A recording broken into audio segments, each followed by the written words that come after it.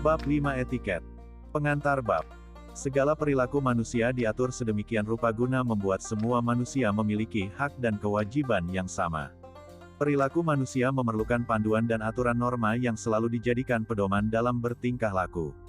Adanya rambu-rambu dalam mengatur perilaku manusia adalah semata-mata untuk membuat kehidupan manusia harmonis. Oleh karena itu dalam kehidupan sehari-hari membutuhkan etiket guna mengatur segala perilaku yang terlihat oleh manusia lainnya. Menurut Lubis, 2011, etiket diartikan sebagai rambu-rambu yang membantu mengetahui apa yang harus dilakukan dan yang tidak boleh dilakukan dalam situasi tertentu. Hal utama yang juga menjadi dasar dari etiket adalah adat istiadat atau tradisi dari daerah dan negara tertentu. Cara menunjukkan arah, mengedipkan mata, atau menggeleng di setiap daerah mungkin akan berbeda-beda dan memiliki makna yang tidak sama.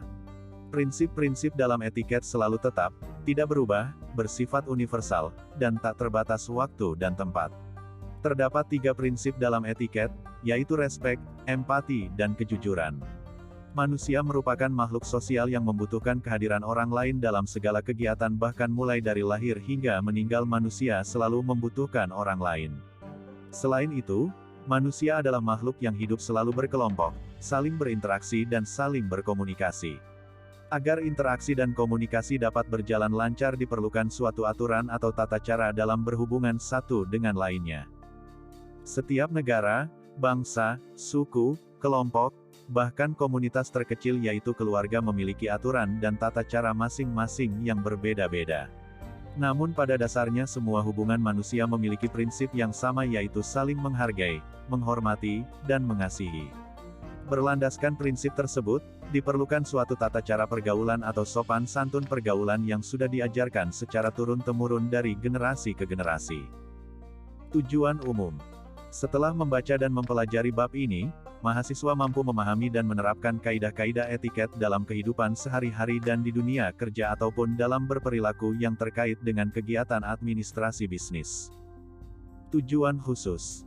Adapun tujuan khusus dari bab ini adalah mahasiswa diharapkan mampu untuk menjelaskan pengertian etiket, menjelaskan perbedaan dan persamaan etika dan etiket, menjelaskan dan mempraktikkan etiket berkomunikasi, menjelaskan dan mempraktikkan etiket pegawai baru, menjelaskan dan mempraktikkan tabel manners. Materi bab A. Pengertian etiket. Secara etimologis etiket berasal dari bahasa Perancis etiket, sartika, 2008, yang berarti label atau tiket yaitu secari kartu di zaman Louis ke-14 yang sangat terkenal ketat dengan berbagai macam aturan sopan santun untuk para tamu maupun pegawai yang dijalankan dalam istana. Hal ini semakin berkembang dan disempurnakan yang pada akhirnya di abad 17 diambil alih oleh bangsa Inggris. Menurut Lubis, 2011, etiket adalah ajaran sopan santun yang berlaku bila manusia bergaul atau berkelompok dengan manusia lain. Berkaitan dengan nilai sopan santun, tata krama dalam pergaulan formal. Etiket tidak berlaku bila seorang manusia hidup sendiri misalnya hidup di sebuah pulau terpencil atau di tengah hutan. Definisi etiket yang diungkapkan oleh para pakar yaitu kumpulan tata cara dan sikap baik dalam pergaulan antar manusia yang beradab. Berbeda dengan etika, pengertian etiket lebih spesifik. Etika sendiri merupakan falsafah moral yang dilandasi agama, budaya serta perilaku mana yang baik dan buruk.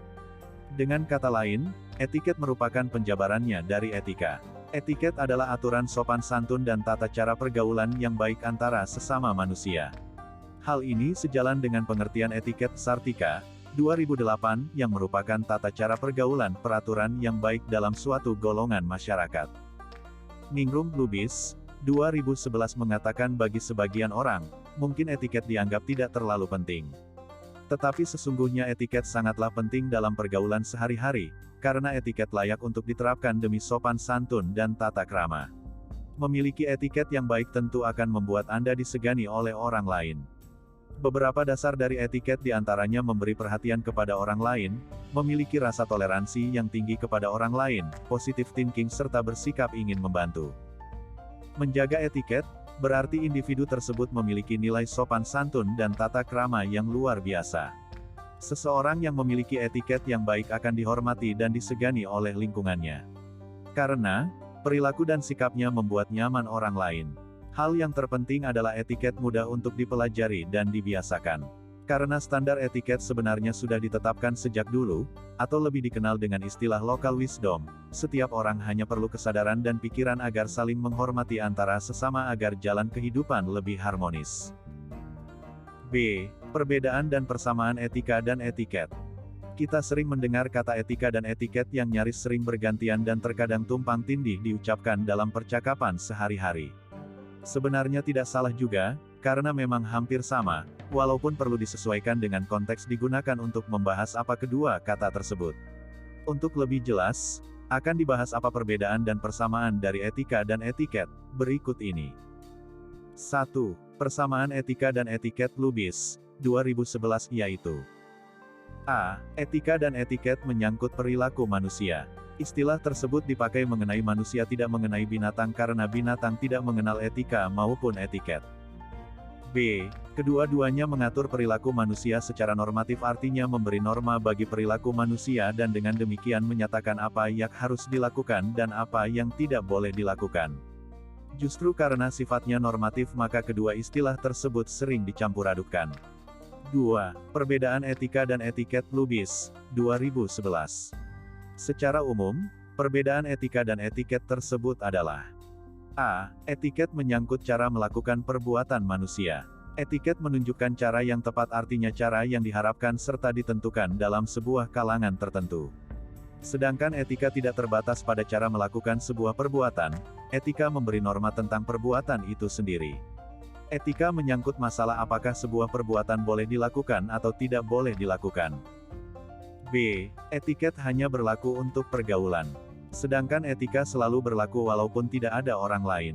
Barang yang dipinjam harus dikembalikan walaupun pemiliknya sudah lupa. C. Etiket bersifat relatif. Yang dianggap tidak sopan dalam sebuah kebudayaan, dapat saja dianggap sopan dalam kebudayaan lain. Namun etika jauh lebih absolut. Perintah seperti jangan berbohong, jangan mencuri merupakan prinsip etika yang tidak dapat ditawar-tawar. D. Etiket hanya memandang manusia dari segi lahiriah saja sedangkan etika memandang manusia dari segi dalam. Penipu misalnya tutur katanya lembut, memegang etiket namun menipu. Orang dapat memegang etiket namun munafik sebaliknya seseorang yang berpegang pada etika tidak mungkin munafik karena seandainya dia munafik maka dia tidak bersikap etis. Orang yang bersikap etis adalah orang yang sungguh-sungguh baik. C. Etiket berkomunikasi. Komunikasi merupakan sebuah proses penyampaian pesan dari sender atau komunikator ke receiver atau komunikan melalui suatu media dengan tujuan saling mempengaruhi. Namun pada kenyataannya proses komunikasi tidak berjalan semudah itu, terdapat gangguan noise yang menghambat proses komunikasi. Beberapa hal yang perlu dilakukan untuk senantiasa berkomunikasi secara efektif dalam kehidupan sehari-hari Hutagalung, 2007 yaitu 1. Melihat lawan bicara. 2. Suara harus terdengar jelas. 3. Ekspresi wajah yang menyenangkan. 4. Tata bahasa yang baik. 5. Pembicaraan yang mudah dimengerti, singkat, dan jelas. Selain itu pakar etiket UNO, 2005, menjelaskan beberapa hal terkait dengan etiket berkomunikasi. 1. Basa-basi. Budaya komunikasi bangsa Indonesia memang penuh dengan basa-basi mengingat sebagian besar bangsa Timur memiliki budaya dengan konteks tinggi atau dikenal dengan nama High Context Culture Samovar, 2010, yang lebih menekankan komunikasi non-verbal dan basa-basi. Basi-basi bisa terjadi di mana saja baik di dunia kerja seperti di kantor atau di tempat-tempat lain seperti restoran, bandara, dan lain-lain. Hal ini biasanya dilakukan kepada orang-orang yang belum dikenal atau orang-orang yang belum terlalu dekat secara emosional. Isinya berupa hal-hal ringan sekedar salam perkenalan dan pembuka pembicaraan. Bayangkan dalam suatu percakapan, Anda langsung ke inti pembicaraan, tak mustahil Anda mendapat tatapan bingung dari lawan bicara Anda. Oleh karena itu basa-basi diperlukan dalam suatu percakapan sebagai pembuka untuk membuat lawan bicara Anda tune in dengan obrolan yang baru. Hal yang perlu diperhatikan dalam basa-basi adalah obrolan merupakan hal-hal umum sehari-hari misalnya tentang cuaca atau kemacetan lalu lintas. Sedangkan hal yang tidak boleh dilakukan ketika berbasa-basi adalah berbasa-basi harus sesuai porsinya, jangan berlebihan. Anda akan terkesan cerewet, centil, bertele-tele, dan benar-benar menjadi basi. Untuk menciptakan basa-basi yang efektif, Anda sebaiknya membicarakan apa yang disenangi oleh lawan bicara Anda. Begitu Anda mengetahui arah pembicaraan, segeralah menangkap dan mengembangkannya. Jangan memotong pembicaraan kecuali untuk membenarkan pernyataan lawan bicara Anda. Berbasa basi sebenarnya cukup dengan diawali dengan sapaan, halo atau selamat pagi, ditambah dengan senyum manis di bibir. Jangan lupa untuk memperhatikan situasi, apakah lawan bicara Anda merasa terganggu dengan kehadiran Anda. Terakhir adalah perhatikan porsi basa-basi dan jangan berlebihan. 2. Berkenalan. Berkenalan terkadang terkesan sepele, tetapi terkadang begitu susahnya ketika ingin berkenalan dengan seseorang, misalnya kenalan dengan artis, tokoh atau orang penting lainnya. Perlu Anda ingat, pertemuan pertama akan memberikan kesan atau citra pada masing-masing individu yang saling berkenalan. Kesan pertama itu bersifat melekat dan sulit untuk diubah. Oleh karena itu, mari kita bahas hal-hal apa saja yang boleh atau tidak dilakukan ketika berkenalan. Cara termudah dalam berkenalan adalah adanya orang ketiga yang memperkenalkan kedua pihak sehingga dengan perantara ini, proses saling kenal akan lebih mudah. Orang ketiga tersebut harus memperkenalkan secara lengkap agar perkenalan berjalan lancar dan tidak canggung. Tanpa kehadiran orang ketiga, salah satu pihak harus berinisiatif. Hal-hal yang perlu diperhatikan saat berkenalan adalah memperkenalkan diri kepada orang lain, perhatikan ekspresi orang yang mau diajak berkenalan, kemudian membuka pembicaraan, sambil melakukan kontak mata dan ulurkan tangan seraya menyebutkan nama lengkap disertai nama panggilan. Memperkenalkan orang lain, sebutkan lebih dahulu nama orang yang paling dihormati dalam perkenalan bisnis. Ingatlah bahwa pelanggan, relasi, klien adalah orang yang paling penting dalam hubungan pekerjaan. Tahapan memperkenalkan orang lain adalah sebut nama orang yang lebih penting, senior terlebih dahulu secara lengkap. Anda hanya menyebutkan nama masing-masing satu kali saja, dan tambahkan latar belakang pekerjaan masing-masing yang diperkenalkan. Wanita mendapat posisi dihormati setelah orang paling penting, sehingga jika Anda memperkenalkan teman yang memiliki posisi sama, wanitalah yang diperkenalkan terlebih dahulu. Mengingat nama. Cara paling mudah untuk mengingat nama orang yang baru kita kenal adalah dengan mengulangi menyebut namanya, mengingat aksesoris yang digunakannya, memperhatikan busananya, memperhatikan gaya rambutnya, memperhatikan bahasa tubuhnya, dan hal lain yang unik dari orang tersebut. Kunci utama dalam perkenalan menurut Sukoco, 2008, yaitu yang lebih mudah diperkenalkan kepada yang lebih tua. Umumnya seorang pria diperkenalkan kepada wanita, wanita diperkenalkan kepada pria, jika pria itu orang penting yang perlu dihormatai, misalnya, orang tua, atasan dan guru. Namun seorang wanita diperkenalkan kepada pria, bila wanita itu adalah keluarga sendiri dan jika perlu kita boleh memperkenalkan diri. Dalam budaya barat, ketika berkenalan, seorang wanita yang sedang duduk tidak wajib berdiri ketika bersalaman dan hal ini juga berlaku bagi mereka yang sudah agak tua dan sakit. Namun, budaya timur mengharuskan kedua belah pihak berdiri saat berkenalan dan bersalaman. Hal-hal yang perlu dihindari ketika berkenalan adalah melakukan perkenalan di tempat yang ramai atau hiruk-pikuk, melontarkan pertanyaan yang terlalu pribadi, dan jika Anda berkenalan dengan lawan jenis jangan langsung menawarkan diri untuk datang ke rumahnya atau mengajaknya keluar. 3. Menyapa. Menyapa merupakan hal yang sepele dan kita lakukan setiap hari. Sepele bukan berarti tidak penting. Justru apabila kita salah dalam menyapa bisa berakibat fatal. Terdapat beberapa aturan main dalam menyapa. A. Bapak atau Ibu.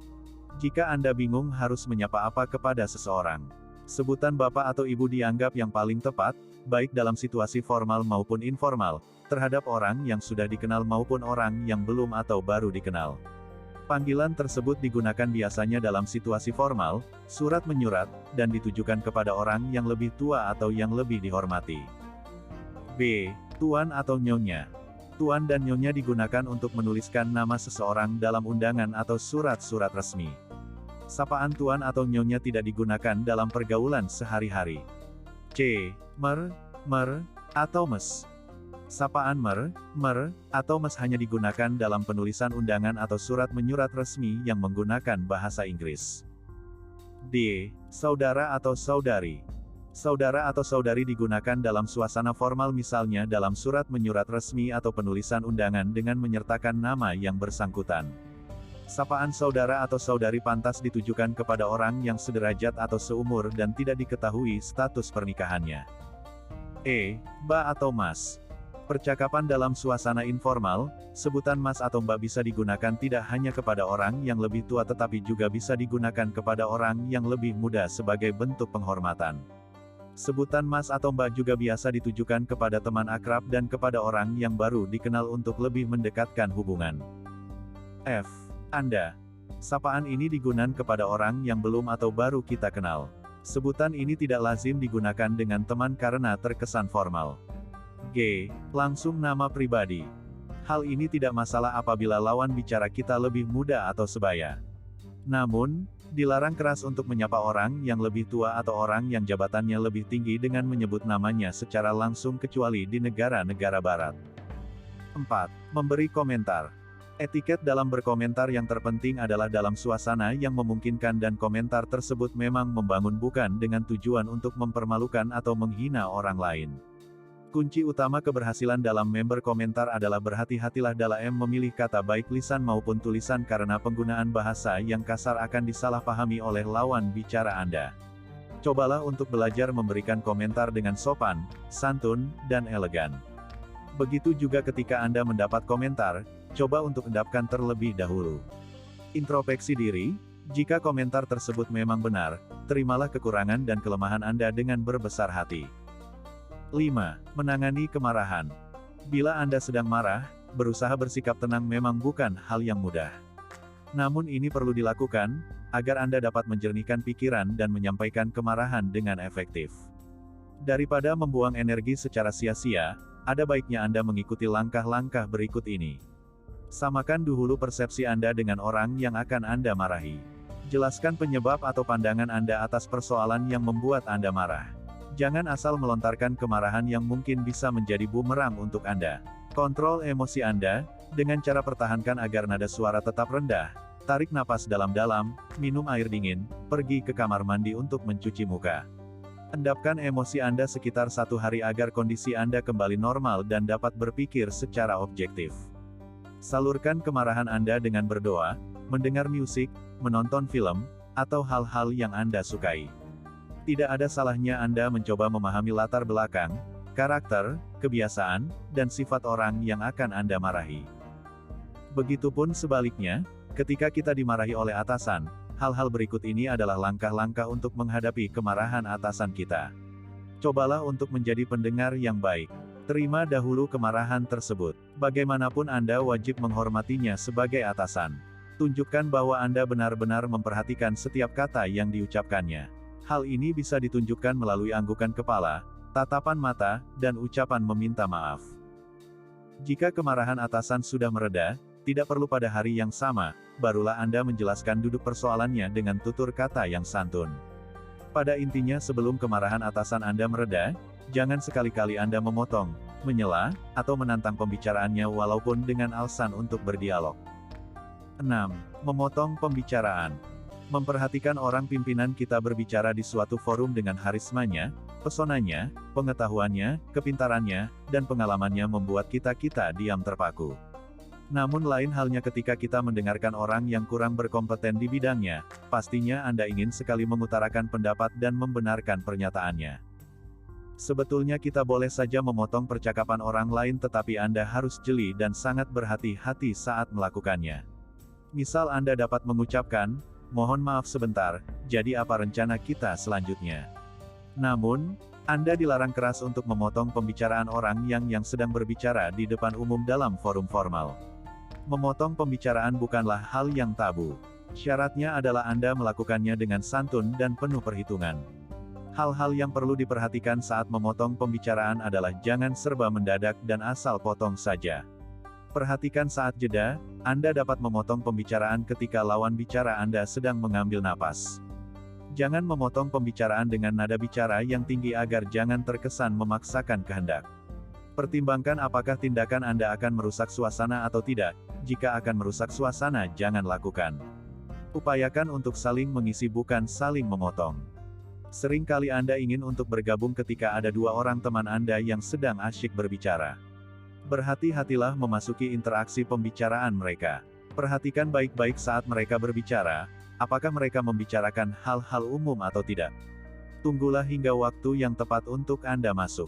Sebelum buka suara, Tersenyumlah sedikit dan manggut-manggut sebagai tanda Anda ingin masuk dalam lingkaran pembicaraan tersebut. Namun jika pembicaraan mereka bersifat khusus bahkan cenderung rahasia, mundur saja. Ketika dalam suatu lingkar pembicaraan, karena asyik berbicara, seringkali kita atau lawan bicara kita melantur. Demi efisiensi waktu, sah-sah saja Anda memotong pembicaraannya tetapi dengan cara yang halus. Anda bias langsung ikut berbicara sambil perlahan-lahan membelokkan pembicaraannya ke topik utama sehingga tidak mencolok dan menyudutkannya. Teruslah berbicara sambil memberi isyarat, mungkin dengan kedipan mata.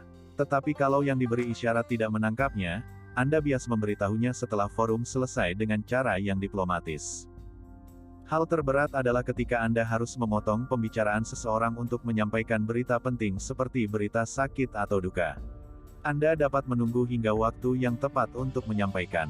Namun bila mana pembicaraan terlalu intens, Anda dapat menulis berita tersebut pada secarik kertas dan menyelipkan di tangannya tanpa gerakan yang mencolok. 7. Humor. Humor dapat digunakan untuk mencairkan suasana atau menyemarakkan sekaligus mengakrabkan hubungan dengan orang lain. Menyisipkan humor segar ketika Anda berbicara bisa membuat apa yang kita sampaikan menjadi lebih hidup dan menarik. Namun, berhumor bukanlah urusan gampang. Salah humor bias mengakibatkan salah paham. Untuk menciptakan humor yang efektif sebaiknya Anda lebih peka dalam membaca situasi. Jangan sekali-kali Anda melempar humor atau lelucon saat berada di tengah-tengah orang asing atau yang baru Anda kenal. Kalau sudah terlanjur, segeralah untuk meminta maaf. Lakukanlah saat suasana yang tepat. Janganlah membuat humor ketika Anda bertemu dengan teman-teman lama saat Anda sedang melayat. Bertenggang rasalah kepada pihak yang sedang berduka. Untuk menghindari salah paham, sebaiknya Anda menggunakan bahasa yang dimengerti oleh semua orang yang berada di sekeliling Anda. Jangan tiba-tiba melucu di tengah suasana serius. Anda juga perlu memperhatikan bagaimana selera humor lawan bicara Anda. Selain itu, hindari sejauh mungkin topik-topik yang sensitif untuk dijadikan lelucon seperti sifat seseorang, hubungan pribadi, penyakit, kepercayaan, atau hal-hal yang mengandung sara, dan hal-hal yang menghina fisik seseorang. Hal sulit adalah ketika Anda dihadapkan oleh humor yang tidak berkenan di hati. Sebaiknya Anda diam, tidak perlu ikut tersenyum atau tertawa, dan juga tidak perlu memasang muka masam. Bila humor masih berlanjut, Anda dapat meninggalkan pembicaraan dengan sopan tanpa bermaksud merusak suasana. 8. Bicara dengan efektif. Kemampuan berbicara sangat penting dalam kehidupan sehari-hari maupun kehidupan berorganisasi. Selain terdapat pesan yang ingin disampaikan, berbicara juga menyampaikan seperti apa kepribadian seseorang. Seringkali kesuksesan bahkan karir seseorang ditentukan oleh kemampuan berbicaranya. Terdapat beberapa cara agar Anda dapat berbicara secara efektif. 1. 2005. Rangkai kata-kata dengan baik. Gunakan tutur bahasa yang pantas dan berbasa basilah seperlunya. Kuasai topik pembicaraan dengan baik. Sesuaikan volume suara saat berbicara. Perhatikan nada suara. Nada suara yang monoton membuat lawan bicara kita menjadi bosan. Sesuaikan kecepatan dan gaya berbicara. Perhatikan dengan siapa Anda berbicara, latar belakangnya seperti apa, dalam suasana seperti apa, materinya apa, dan seterusnya. Bila Anda berbicara dengan atasan usahakan selalu diucapkan dengan santun dan diikuti oleh sapaan Pak atau Bu. Misalnya, mohon izin Pak, untuk rapat bulanan periode ini akan diadakan tanggal berapa ya Pak? F. Perhatikan sikap duduk, berdiri, pandangan mata, ekspresi wajah, bahasa tubuh, dan isyarat-isyarat nonverbal lainnya. G. Tetap perhatikan sopan santun dan berpakaian rapi serta sesuai dengan situasi dan kondisi. H. Sebaiknya pembicaraan dua arah yang mengharapkan respon positif dari kedua belah pihak. Jangan mendominasi pembicaraan. I. Gunakanlah magic word, silahkan, terima kasih, mohon, maaf, tidak apa-apa, permisi.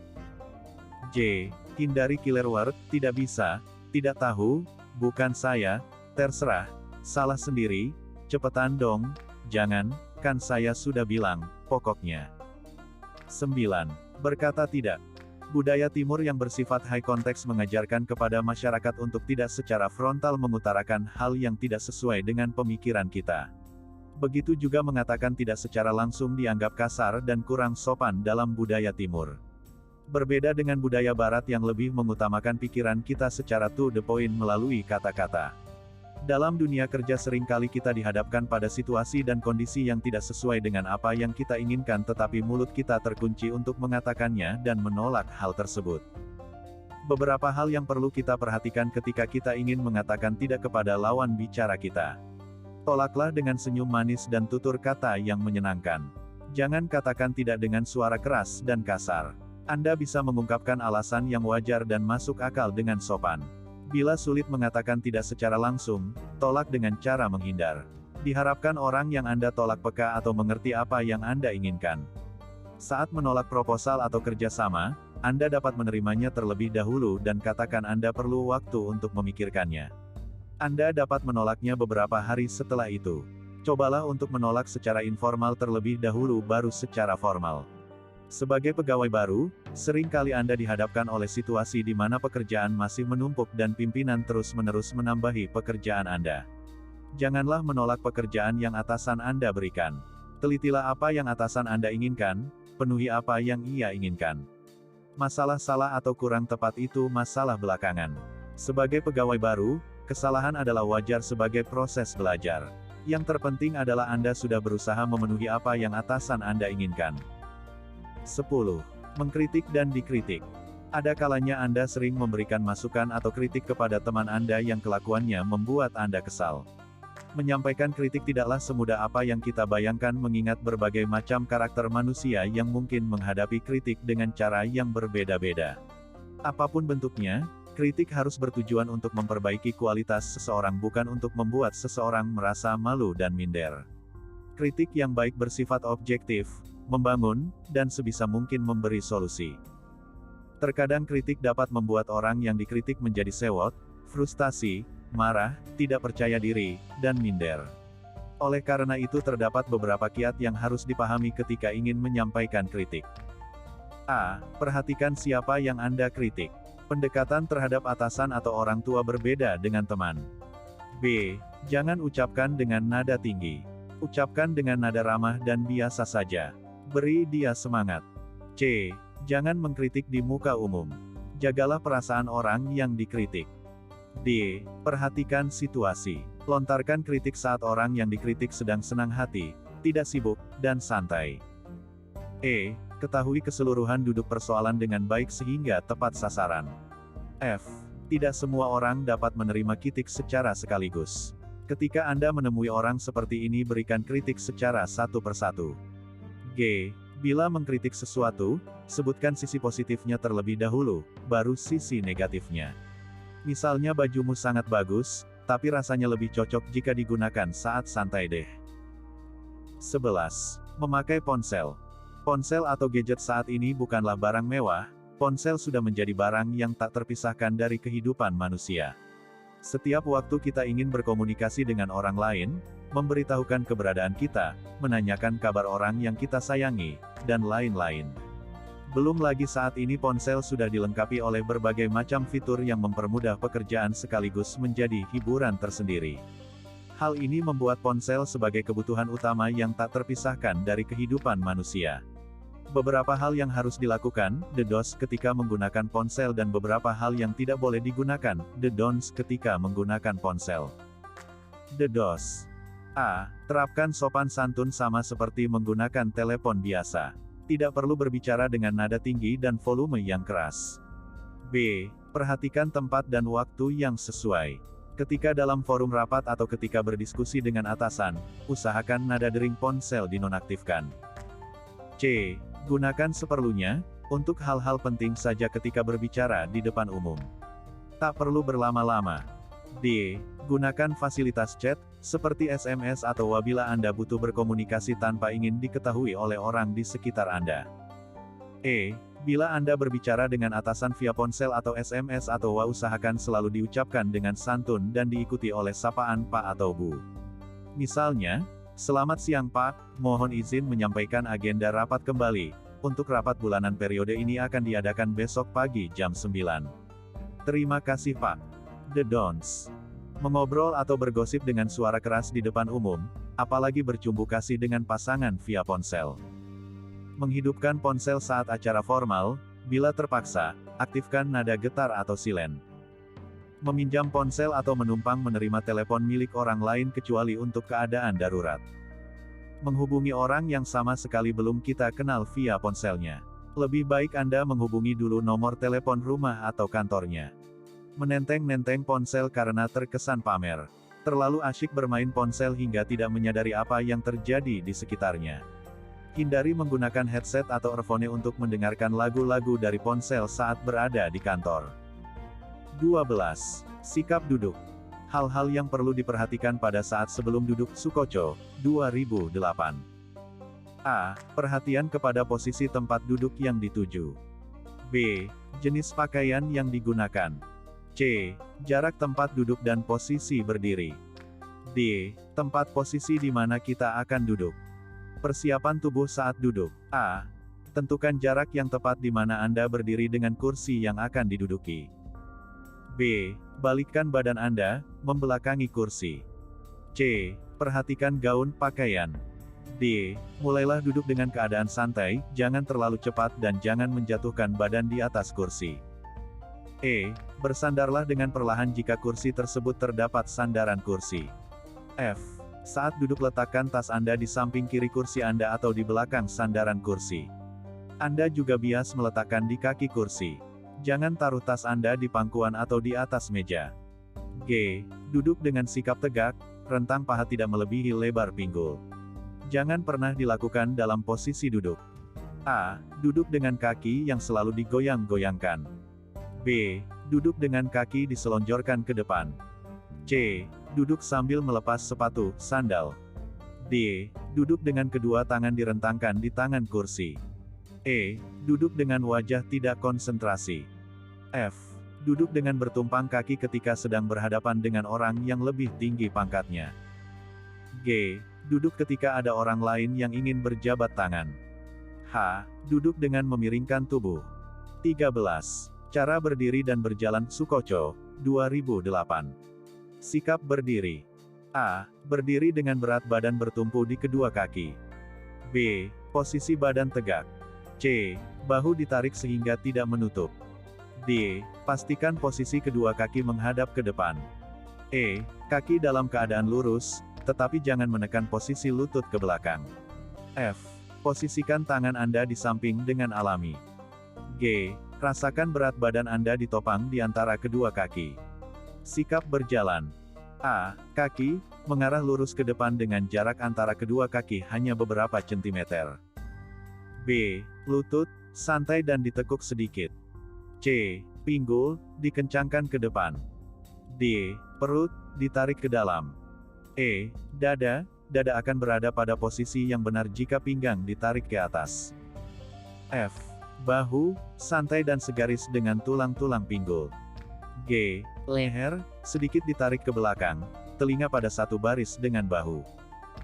H. Dagu, sejajar dengan lantai. I. Berjalan dengan tegap, berirama, dinamis tapi santai. J. Hindari berjalan tidak dengan mengangkat telapak kaki. 14. Cara berjabat tangan. Sukoco, 2008. Kapan kita bersalaman? A. Secara protokol orang yang lebih penting mengulurkan tangannya terlebih dahulu, dan Anda menyambutnya. B. Pada saat menyambut kedatangan seseorang. C. Pada saat berkenalan. D. Pada saat memberi ucapan selamat. E. Pada saat bermaafan. F. Di awal dan akhir suatu pertemuan. Tata cara berjabat tangan yang baik. A. Berjabat tanganlah dengan siapapun dalam bisnis wanita maupun pria. B. Tatap mata orang yang Anda salami. C. Jabatan kuat tapi tidak menyakiti. D. Berlangsung selama 3-4 detik. E. Cukup genggam untuk 2 atau 3 gerakan. F. Mulai dan hentikan dengan cepat. G. Jangan pegang tangannya terus selama perkenalan. H. Bila Anda berjabat tangan dengan orang yang lebih tua, dengan atasan, sebaiknya Anda mengulurkan tangan terlebih dahulu. Aturan bersalaman bagi pria. A. Jangan menunggu sampai sang wanita mengulurkan tangan. B. Selalu ulurkan seluruh tangan dalam jabatan tangan. C. Tawarkan jabat tangan yang percaya diri. D. Hindari, Haples Hensake. E. Berdiri pada saat berjabat tangan. F. Segeralah mengatupkan tangan apabila Anda tidak bersentuhan.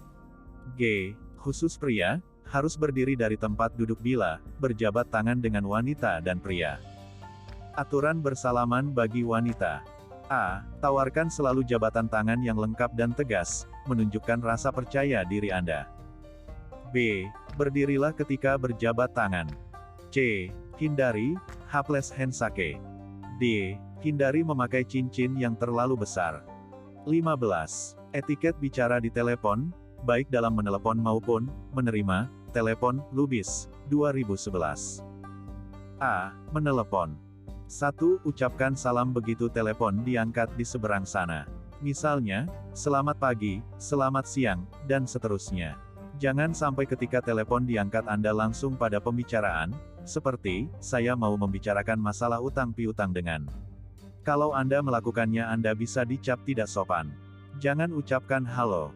2. Setelah mengucapkan salam, sebutkan identitas diri Anda dengan jelas lalu kemukakan keinginan Anda untuk berbicara dengan orang yang Anda tuju. Misalnya, saya Rani dari kantor pusat, bisakah saya berbicara dengan Ibu Dewi di bagian akunting? Jangan langsung menuduh, ini Ibu Dewi ya.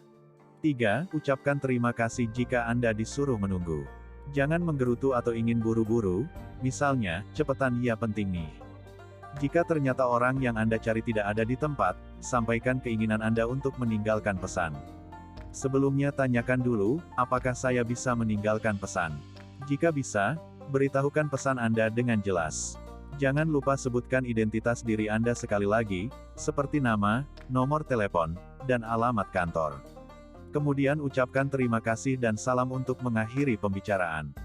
B. Menjawab telepon. 1. Ucapkan salam begitu Anda mengangkat telepon. Jangan mengangkat telepon setelah lebih dari 3 kali deringan. Kemudian sebutkan nama instansi Anda dan nama Anda. Misalnya, selamat siang, kantor cabang BRI Denpasar, dengan Ratna, ada yang bisa saya bantu? 2. Bila si penelepon menanyakan keberadaan orang lain, tanyakan terlebih dulu siapa namanya sebelum Anda memberitahukan keberadaan orang yang dicarinya. Seperti, maaf dengan siapa saya bicara. 3. Bila orang yang dituju tidak ada di tempat, beritahukan dengan sopan dan tawarkan padanya untuk meninggalkan pesan. Maaf Bapak Rudi sedang tidak ada di tempat. Bapak mau meninggalkan pesan atau bagaimana Pak? Jika ia meninggalkan pesan, catat isi pesannya dengan jelas. Jangan pernah lupa mencatat nama dan nomor telepon si penelepon. 4. Pastikan si penelepon percaya bahwa Anda akan menyampaikan pesannya dengan baik. Saya akan segera sampaikan pesan Bapak, kemudian ucapkan salam ketika mengakhiri pembicaraan. Pada intinya usahakan untuk selalu sopan dalam berbicara di telepon. Ingat, meskipun tidak bertatap muka secara langsung, dari nada dan cara Anda bicara di telepon, orang akan mudah membaca karakter Anda. Maka jangan lupakan etiket bertelepon. D. Etiket pegawai baru. Pada saat Anda masuk kantor pertama kalinya, mungkin perasaan nervous, grogi, gugup, takut, dan perasaan lain-lain akan menghantui Anda. Pegawai baru sering kali menjadi sorotan pegawai-pegawai yang lebih senior yang membuat perasaan Anda semakin campur aduk. Di bawah ini terdapat beberapa tips UNO, 2005, yang bisa Anda ikuti ketika Anda memasuki dunia kerja. A. Ikuti peraturan dan kebiasaan yang berlaku. Ini salah satu cara klasik dan yang paling mudah untuk menyesuaikan diri. Misalnya, kalau memang rekan-rekan Anda biasa membuat kopi atau teh sebelum jam kerja dimulai, ikuti kebiasaan ini dan berupayalah untuk berbaur. B. Bekerjalah dengan sungguh-sungguh. Hari-hari pertama bekerja bukanlah waktunya bergosip dengan alasan menjalin persahabatan, datang terlambat, atau membaca-baca majalah sambil bekerja. Ingat, kesan pertama menentukan segalanya. Bekerjalah sesuai dengan lingkup pekerjaan yang menjadi tanggung jawab Anda, dan berusahalah menyelesaikan setiap pekerjaan yang dibebankan ke pundak Anda dengan sebaik-baiknya. Percayalah, yang mengawasi bukan hanya atasan Anda, tapi juga seluruh pegawai senior. C. Sesuaikan penampilan dengan keadaan sekitar. Mungkin dulu Anda biasa bekerja di kantor dengan busana tripis rapi. Ternyata di kantor baru, rekan-rekan Anda hanya bekerja mengenakan celana panjang dengan kemeja. Segera sesuaikan diri, jangan sampai Anda jadi pusat perhatian gara-gara aneh sendiri. D. Jalin hubungan pertemanan. Jangan tunggu dihampiri baru Anda menawarkan tali pertemanan. Andalah yang menjadi orang baru. Jadi, kebanyakan orang mengharapkan bahwa Andalah yang memulai hubungan baru. Jangan malu-malu tapi perhatikan juga sopan santun. Bersikaplah ramah dengan semua orang dan isyaratkan bahwa Anda memang ingin menjalin hubungan dengan mereka. Hanya bergaul dengan kelompok tertentu sama sekali tidak disarankan. E. Table manners. Menurut Sukoco, 2008, table manners tidak berarti hanya makan dan minum, tetapi bagaimana Anda bersikap, berbicara, duduk, dan hal-hal lainnya. Tata cara makan yang benar. Hutagalung, 2007, akan dapat menggambarkan dari mana Anda berasal, pendidikan, latar belakang, budaya, dan kelas sosial mana.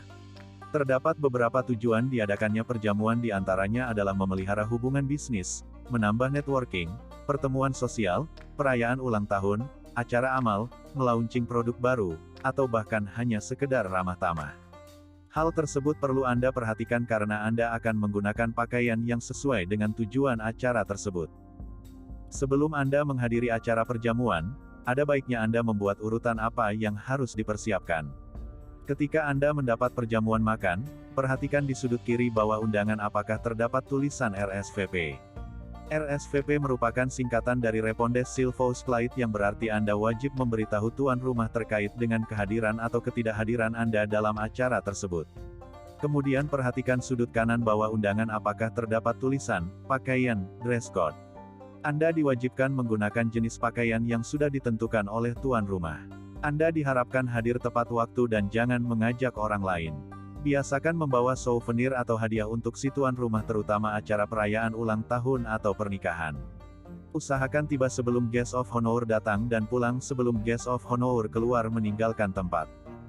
Saat Anda tiba di tempat acara, biasanya tuan rumah mengadakan koktail party sebelum guest of honor atau tamu lainnya datang. Koktail party merupakan acara pre-dinner atau prelun berupa standing party dengan suguhan makanan dan minuman ringan yang diedarkan oleh pelayan. Gunakanlah momen ini sebagai ajang berkenalan atau social hour sehingga saat duduk di meja makan Anda tidak canggung lagi. Perhatikan peta tempat duduk yang disediakan oleh tuan rumah sehingga ketika memasuki ruang makan Anda tidak mengalami kebingungan. Ingat, Anda memasuki ruang makan setelah dipersilakan oleh tuan rumah dan persilakan tamu kehormatan serta wanita masuk terlebih dahulu.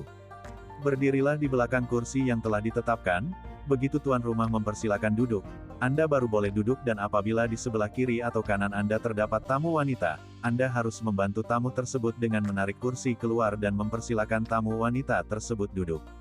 Beberapa standar aturan jamuan makan di meja makan yang perlu diketahui. 1. Macam perjamuan. Tabel 5. 11 macam perjamuan internasional. No. Macam perjamuan. Sifat. Waktu. A. Formal. Lunch, dinner. Jamuan resmi. Makan siang, 12.00 sampai 14.00. Makan malam, 19.30 sampai 22.00. B. Informal. Jamuan tidak. Makan siang, 12.00 sampai 14.30. Lunch, dinner. Resmi. Makan malam, 19.30 sampai 22.00. C. Buffet. Lunch, dinner. Jamuan ala. Prasmanan. Makan siang, 11.30 sampai 14.00. Makan malam, 19.30 sampai 22.00. D. Cocktail party. Resepsi berdiri. Pukul 19.00 sampai 20.00 sebelum. Makan malam. E. Dessert party. Jamuan makan penutup. Setelah makan siang, 13.00 sampai 14.00. Setelah makan malam, 20.00 sampai 21.00. F. Super. Jamuan makan. Larut malam. Pukul 23.00 sampai 24.00. G. Brunch. Makan selingan. Pukul 11.00 sampai 12.00. H. Coffee morning. Jamuan minum kopi. Pukul 10.00 sampai 11.00. I. Afternoon tea. Jamuan minum teh. pukul 15.00 sampai 17.00. J. Stag Party. Acara khusus pria. Pukul 12.00 sampai 13.30 atau pukul 19.30 sampai 21.30. K. Banquete Party. Jamuan resmi. Massal. Pukul 19.30 sampai 22.00. Sumber, Sartika, 2008. 2. Jenis-jenis pelayanan. Terdapat beberapa jenis pelayanan Sartika, 2008, yang disesuaikan dengan asal negara tamu pada acara State Banquete, bankuet kenegaraan. A. Pelayanan ala Perancis. 1. Menghidangkan minuman dari sebelah kiri tamu. 2. Tamu mengambil sendiri menurut selera. 3. Menghidangkan makanan dari sebelah kanan tamu. B. Pelayanan ala Inggris. 1. Menghidangkan makanan dari sebelah kanan tamu. 2. Tamu tidak mengambil sendiri tetapi diambilkan oleh pelayan atau tuan, nyonya rumah. Jumlah makanan dikira-kira jangan terlalu banyak atau terlalu sedikit. 3. Menghidangkan minuman dari sebelah kanan. C. Pelayanan ala Rusia. 1. Makanan yang akan dihidangkan diperlihatkan terlebih dahulu kepada tamu, diedarkan atau ditaruh di atas meja. 2. Kemudian makanan dibawa ke dapur untuk dipotong-potong. D. Pelayanan ala Amerika. 1. Hidangan sudah siap di piring. 2. Makanan dihidangkan dari sebelah kiri tamu untuk makan. 3. Minuman dari sebelah kanan tamu. 3. Sikap duduk Sukoco, 2008. A. Masuk dari kiri kecuali tidak memungkinkan. B. Duduk di tempat yang telah disediakan, ditentukan. C. Duduk tegak. D. Tidak kaku. E. Tangan boleh menyentuh meja hanya sebatas pergelangan. F. Perhatikan posisi kaki. G. Keluar meja dari sebelah kanan. H. Bertegur sapa dengan orang yang duduk di sebelah Anda. C. Bukalah serbet. 4. Serbet Sukoco, 2008. A. Buka serbet setengah lipatan. B. Letakkan di pangkuan. C. Gunakan sesuai fungsi. D. Bila belum selesai dan Anda ingin izin keluar untuk beberapa saat, taruhlah serbet di atas meja sebelah kanan Anda. E. Bila rangkaian acara telah selesai dan Anda ingin keluar dari meja, serbet diletakkan di sebelah kiri Anda. F. Tidak perlu seperti bentuk awal dan jangan terlalu kusut. G. Taruh bagian bersih sebelah atas. H. Jangan membasuh wajah dengan serbet. I. Jangan meletakkan serbet di dada. 5. Food menu. Sebetulnya terdapat beberapa jenis food menu, akan tetapi dalam perjamuan internasional hanya terdapat beberapa yang lazim disajikan. A. A la carte. Penyajian makanan cara ini memiliki ciri utama price per dish atau terdapat satu harga pada setiap menu yang dipesan. Selain itu a la carte juga memiliki karakteristik di mana makanan dimasak setelah dipesan. Satu porsi makanan dalam menu a la carte cukup besar jadi tidak perlu memesan lebih dari satu menu. Alat makan praktis sesuai menu yang dipesan. Jika Anda makan di suatu restoran dan memesan satu porsi bakmi, itulah yang dimaksud a la carte di mana Anda membayar suatu harga untuk satu mangkok bakmi. B. Table d'hôte, set menu.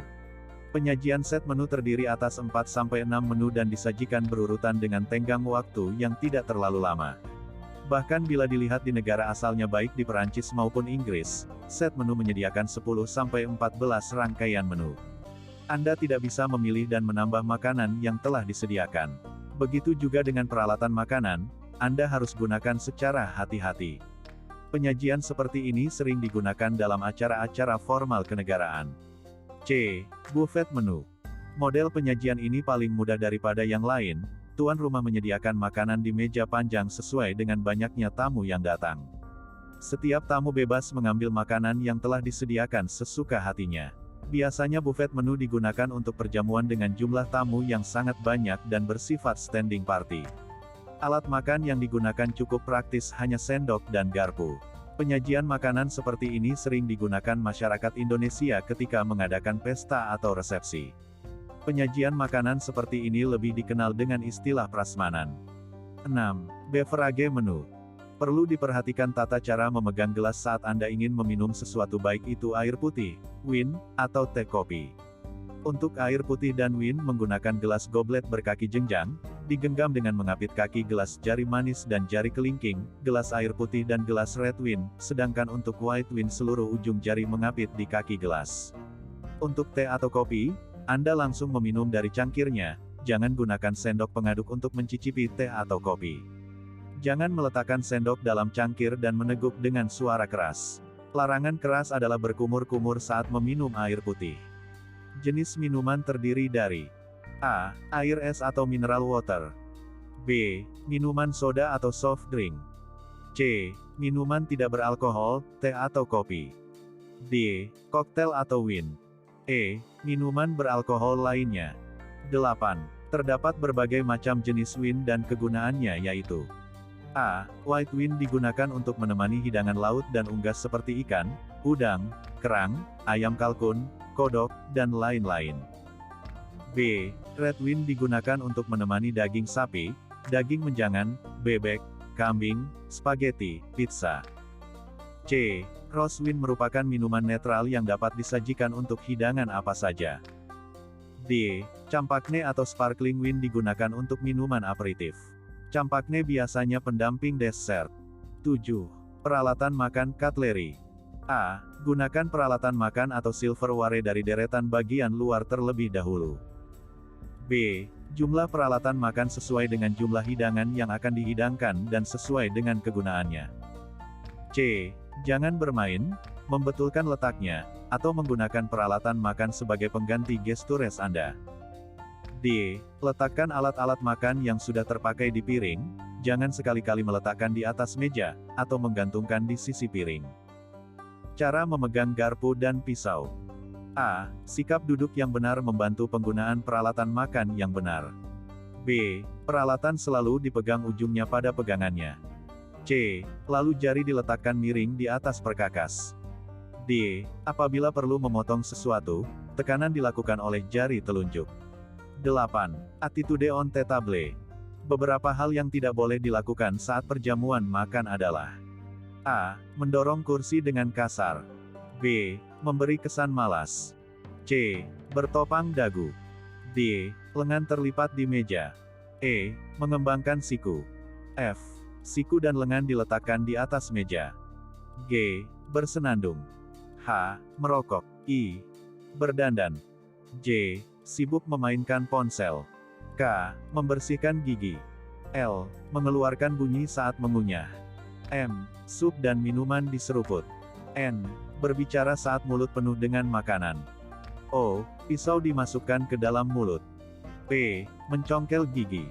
Q. Heboh ketika terjadi hal-hal di luar dugaan. 9. Standard of menu. Pada awalnya terdapat 13 rangkaian menu dalam suatu perjamuan di negara-negara Eropa terutama Inggris dan Perancis yang terdiri dari A. Cold hors d'oeuvre, cold appetizer. B. Sup potage. C. Hot hors d'oeuvre, hot appetizer. D. Fish. E. Main course. F. Hot entree. G. Cold entree. H. Sherbet. I. Roast and salad.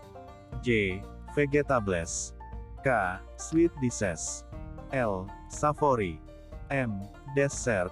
Namun dalam dunia bisnis saat ini, rangkaian menu seperti ini akan terasa sangat menyulitkan dan menghabiskan waktu, bisa jadi tujuan diadakannya perjamuan tidak akan tercapai. Oleh sebab itu, yang semula terdiri dari 13 rangkaian menu dipersingkat menjadi 4-6 rangkaian menu yang biasanya terdiri dari A. Bread. B. Appetizer. C. Soup. D. Main course, main dish. E. Dessert. F. Coffee tea. Penjelasan. A. Bread. Roti disajikan pertama kali sebelum menu appetizer dihidangkan. Roti disajikan terus-menerus hingga rangkaian terakhir dan jika habis akan diisi ulang oleh pelayan. Piring dan pisau mentega berada di sebelah kiri Anda. Langkah pertama adalah ambil roti dari keranjang roti dengan menggunakan tangan kanan Anda, taruh di piring roti sebelah kiri Anda. Pegang roti menggunakan tangan kanan, sobek roti dengan menggunakan tangan kiri, tidak menggunakan alat apapun selain tangan kiri Anda. Gunakan tangan kanan untuk mengoleskan mentega ke potongan roti yang berada pada tangan kiri Anda. Taruh pisau mentega, Masukkan potongan roti langsung ke mulut Anda menggunakan tangan kiri. Begitu seterusnya hingga makanan datang. Hal-hal yang perlu dihindari ketika memakan roti adalah mencelupkan roti ke dalam sup, memakan roti dalam ukuran besar, dan memotong roti dengan pisau. B. Appetizer. Appetizer merupakan hidangan pembuka yang bertujuan untuk membangkitkan selera makan. Hidangan appetizer biasanya memiliki cita rasa yang asam atau asin dan tidak mengenyangkan. Appetizer biasanya dihidangkan dalam bentuk salad. C. Sup. Rangkaian berikutnya adalah sup. Terdapat dua jenis sup yaitu cream soup dan clear soup. Anda tidak diperbolehkan untuk meniup sup yang panas dan menyeruput dengan bersuara. Menyendok sup harus dari dalam keluar. Apabila Anda menyendok sup yang berisi bahan-bahan, masukkan ke mulut dimulai dari ujung sendok, tetapi jika Anda menyendok sup yang hanya berupa kuah, masukkan ke mulut melalui pinggir sendok. D. Main course, main dish.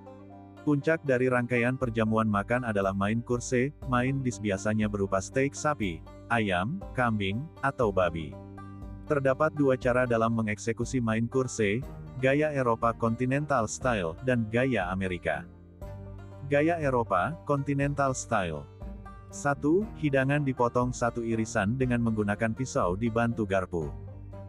2. Garpu tetap di kiri dan digunakan untuk membawa hidangan ke mulut. 3. Sementara itu, pisau dan garpu selalu dalam posisi telungkup. 4. Garpu baru dihadapkan ke atas ketika mengangkat nasi atau sayuran yang kecil. Gaya Amerika. 1. Sebelum menyantap, hidangan dipotong lebih dahulu, paling banyak 3 iris potong dengan pisau dibantu garpu. 2. Dan setelah pisau diletakkan di atas kanan piring dengan arah yang bergerigi, tajam menghadap ke dalam. 3. Lalu garpu dipindah ke tangan kanan untuk menyuapkan hidangan. Hal-hal yang perlu diperhatikan ketika main course di hadapan kita. 1. Menyuap dengan tenang dan sedikit demi sedikit. 2. Selingi dengan pembicaraan saat mulut kosong. 3. Menelan makanan sebelum berbicara. 4. Posisi tubuh tidak terlalu bungkuk. 5. Makanan dibawa ke arah mulut. 6. Peralatan pada posisi tepat. 7. Potong makanan dari posisi terdekat. E. Dessert. Dessert adalah makanan penutup biasanya berupa puding, cake, ice cream, atau fruit cocktail. Dessert biasanya disajikan dalam keadaan dingin dan manis. Peralatan yang digunakan adalah garpu atau sendok yang sesuai dengan jenis makanannya. F. Teh atau kopi. Setelah waktu dessert usai, seorang pelayan menawarkan apakah Anda menginginkan teh atau kopi.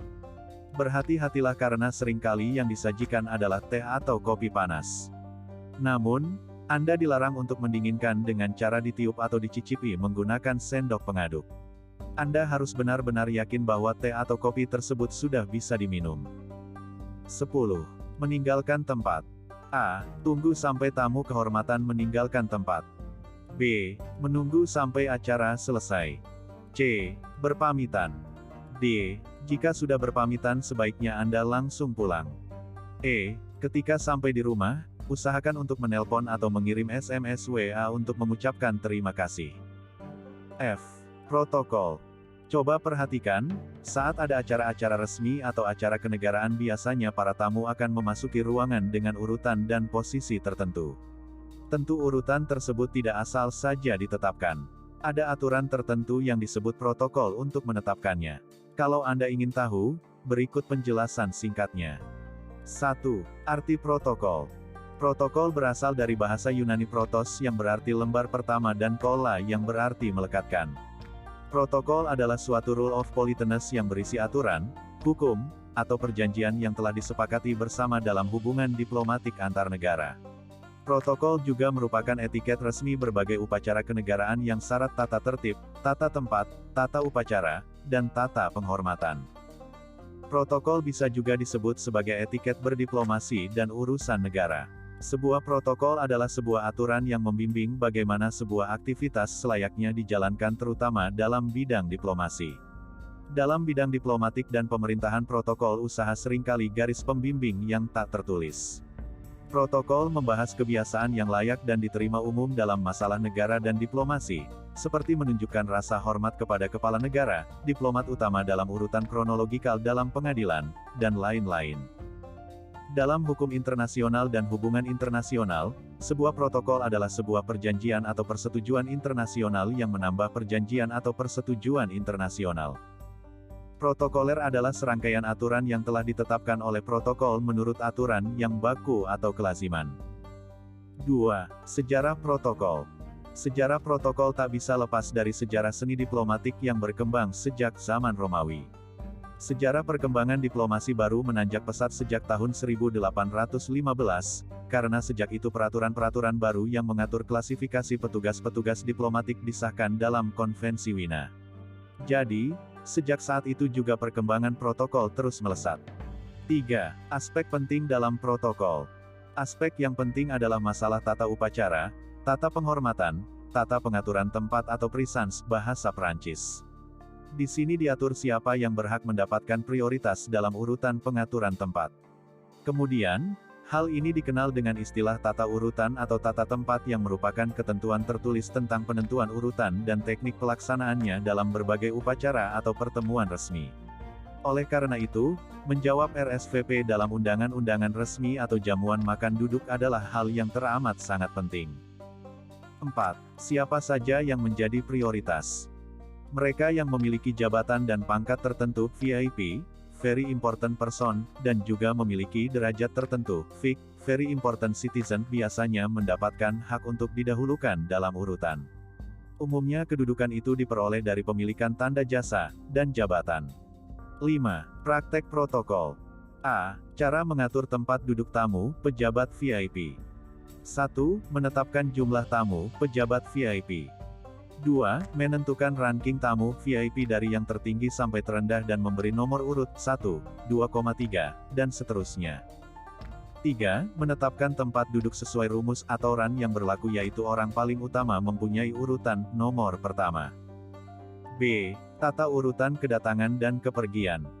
Pedoman umum yang berlaku dan perlu diingat adalah dalam peristiwa resmi, orang yang paling utama beserta rombongan selalu datang paling akhir, dan apabila akan meninggalkan ruangan paling dahulu. Oleh karena itu perlu disediakan ruang transit atau ruang tunggu sebelum acara siap dimulai. C. Tata urutan memberikan sambutan. Urutan dalam memberikan sambutan dalam acara resmi adalah dimulai dari yang terendah tingkat kedudukan, jabatannya, dan yang terakhir yang tertinggi paling utama. D. Jajar kehormatan. 1. Orang yang paling dihormati harus datang dari arah sebelah kanan dari pejabat yang menyambut. 2. Apabila orang yang paling dihormati adalah yang menyambut tamu, maka tamu akan datang dari sebelah kiri. 3. Tata urutan dalam jajar kehormatan untuk penerimaan, yaitu orang yang paling utama adalah yang menjabat tangan, menyambut pertama kali, dan seterusnya sesuai dengan urutannya. 4. Tata urutan dalam jajar kehormatan untuk pelepasan, yaitu orang yang paling utama adalah yang menjabat tangan, melepas paling akhir. Latihan. Jelaskan perbedaan dan persamaan etika dan etiket. Berikan contoh konkretnya. Jelaskan bagaimana cara melakukan komunikasi menggunakan telepon, baik sebagai penelepon maupun penerima telepon. Bagaimana caranya memotong pembicaraan orang lain, jelaskan. Mengapa etiket table manner sangat penting? Jelaskan pendapat Anda. Rangkuman. Berbeda dengan etika, pengertian etiket lebih spesifik. Etika sendiri merupakan falsafah moral yang dilandasi agama, budaya serta perilaku mana yang baik dan buruk. Sementara, etiket merupakan penjabarannya berdasarkan etika. Etiket adalah aturan sopan santun dan tata cara pergaulan yang baik antara sesama manusia. Hal ini sejalan dengan pengertian etiket yang merupakan tata cara pergaulan, peraturan yang baik dalam suatu golongan masyarakat. Etiket juga bisa, Lubis, 2011 diartikan sebagai rambu-rambu yang membantu mengetahui apa yang harus dilakukan dan yang tidak boleh dilakukan dalam situasi tertentu. Hal utama yang juga menjadi dasar dari etiket adalah adat istiadat atau tradisi dari daerah dan negara tertentu. Terdapat perbedaan etika dan etiket, di mana etiket menyangkut cara melakukan perbuatan manusia sedangkan etiket menunjukkan cara yang tepat, artinya cara yang diharapkan serta ditentukan dalam sebuah kalangan tertentu. Sedangkan etika tidak terbatas pada cara melakukan sebuah perbuatan, etika memberi norma tentang perbuatan itu sendiri. Etika menyangkut masalah apakah sebuah perbuatan boleh dilakukan atau tidak boleh dilakukan. Etiket hanya berlaku untuk pergaulan. Sedangkan etika selalu berlaku walaupun tidak ada orang lain. Barang yang dipinjam harus dikembalikan walaupun pemiliknya sudah lupa. Etiket bersifat relatif. Yang dianggap tidak sopan dalam sebuah kebudayaan, dapat saja dianggap sopan dalam kebudayaan lain. Namun etika jauh lebih absolut, perintah seperti jangan berbohong, jangan mencuri merupakan prinsip etika yang tidak dapat ditawar-tawar. Etiket hanya memandang manusia dari segi lahiriah saja sedangkan etika memandang manusia dari segi dalam. Penipu misalnya tutur katanya lembut, memegang etiket namun menipu. Orang dapat memegang etiket namun munafik, sebaliknya seseorang yang berpegang pada etika tidak mungkin munafik karena seandainya dia munafik maka dia tidak bersikap etis. Orang yang bersikap etis adalah orang yang sungguh-sungguh baik. Terdapat berbagai jenis etiket dalam pergaulan sehari-hari, di antaranya adalah etiket berkomunikasi, etiket pegawai baru, etiket makan, dan etiket terkait dengan protokol.